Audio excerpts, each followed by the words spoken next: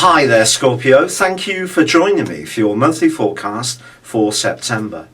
Perhaps the standout piece of news for you this month is on the 18th, when Saturn, the planet of structure but also restriction, finally leaves your sign.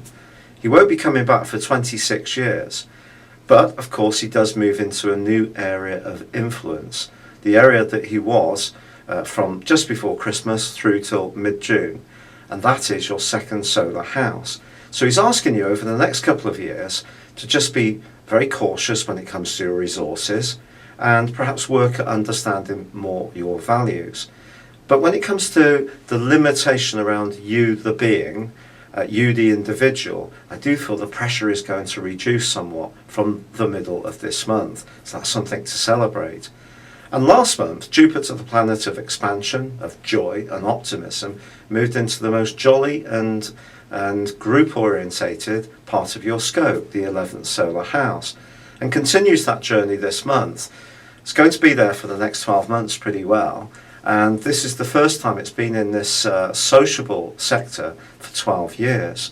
So it's an opportunity to really tap into this month. The sun's in this location as well, although they both forge, especially in the case of Jupiter, an opposition with Neptune, which is really quite important and shouldn't be underestimated. I think Jupiter's opposite with Neptune, which pretty well goes on all month, could mean that you're almost spoilt for choice at times when it comes to the people that you can hang out with, or perhaps even around your romantic situation. But there may be a balance that you need to find, and as ever with Neptune, we need to be aware of how it can distort reality. Now, as far as Venus is concerned, the planet of loving, well, that has been retrograde, and on the 6th of this month starts to go forward motion. That's great. It's in a very visible part of your scope, and that can help to ease professional relationships for sure. But Mars is in this location as well. And in a very visible part of your scope, Mars can give you extra self-confidence. And you may find yourself wanting to trumpet any achievements or talents that you have. And in the first half of this month, he's forging a brilliant angle to Uranus. And it's possible that a completely unexpected professional opportunity can come your way this month. But you will have to be ready for it. And it may call upon you to be utterly flexible in your response. If you want it all on your terms, it might scurry past in the blink of an eye. Mercury, however, the planet of communication, is in a more sheltered part of your scope all month, but it is forging a great link with Venus in the middle 2 weeks of September. The suggestion here is that confidential discussions can be just as important as more obvious ones. So if someone tells you something, or picks your brain about something, it could be just as valuable as a more obvious endorsement.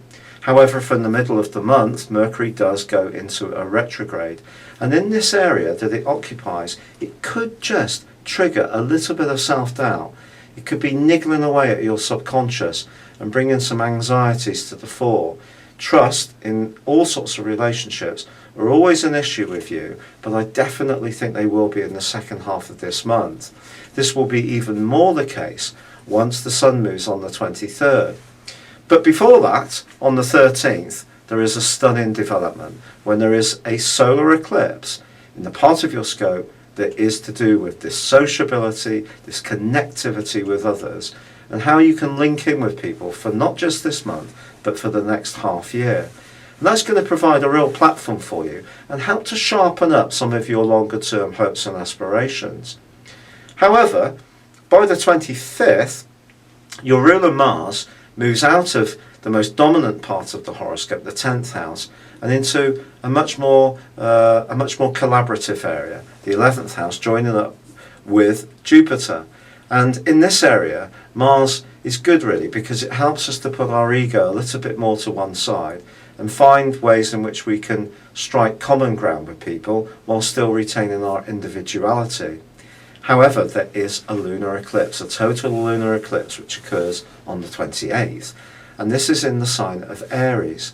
And that's saying, therefore, the way it feeds back into that solar eclipse of the 13th, which is all to do with how you link with other people, it's suggesting that a certain amount of sacrifice may be important And it's not what you get from others that's going to be the key right through to early next year. It's also about what you give back to people as well. And that's going to be an important guiding principle to take from this month. It's been a real pleasure being with you. Thank you for joining me. Good luck and goodbye for now.